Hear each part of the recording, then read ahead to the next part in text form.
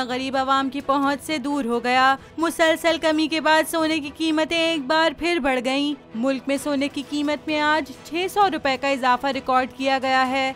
बैनुल-अक़वामी market में इजाफे के बाद मकामी सराफा मार्केटों में बुध को 24 कैरात के हामिल फी तोला सोने की कीमत 600 रुपए के इजाफे से 2,75,500 रुपए की सतह पर आ गई और 10 ग्राम सोने की कीमत भी 515 रुपए के इजाफे से 2,36,197 रुपए की सतह पर आ गई है। दूसरी जानिब बैनुल-अक़वामी बिलियन मार्केट में फी ऑन्स सोने की कीमत $6 के इजाफे से 2,653 डॉलर की सतह पर आ गई।